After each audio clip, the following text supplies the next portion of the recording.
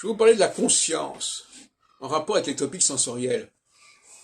Le ça est sur moi, etc.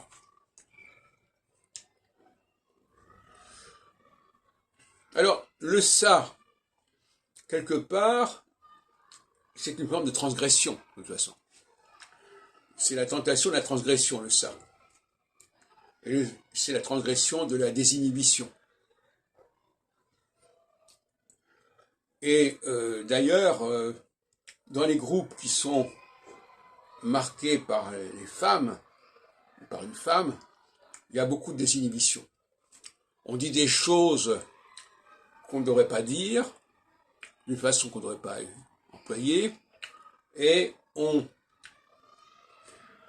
formule des notions qui sont assez vaseuses souvent, mais on s'est dit, bon, moi je m'en fous, je dis ce que j'ai à dire, je fais ce que je dis, ce qui me plaît, etc.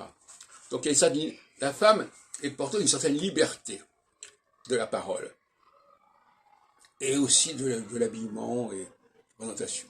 C'est pour ça que ce mot est important, libération, liberté. Maintenant, ça donne une bonne conscience quelque part, ou plus exactement, on s'arrange avec sa conscience. C'est comme ça qu'il faut dire les choses. On s'arrange avec sa conscience. Le ça nous permet d'avoir des relations très, très vaseuses avec sa conscience, qu'on met un peu de côté, où on se donne une bonne conscience assez facilement, à bon compte. Le surmoi, lui, il est beaucoup moins arrangeant avec la conscience.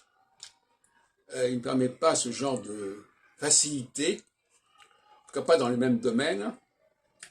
Et je conclurai en disant que les excès masculins au niveau sont surtout des excès que l'homme provoque contre lui-même. Quelqu'un qui boit trop, qui mange trop, il se condamne à la mort à plus ou moins long terme. Par contre, les femmes, quand elles dépassent certaines mesures, elles font du tort aux autres. Elles diffament, elles colportent, elles insultent, etc. Donc, la capacité de nuisance des femmes par rapport à autrui me semble plus importante que la capacité de nuisance des hommes par rapport à autrui. Sauf dans le cas du viol, qui est un sujet extrêmement polémique, sur lequel je ne reviendrai pas pour l'instant.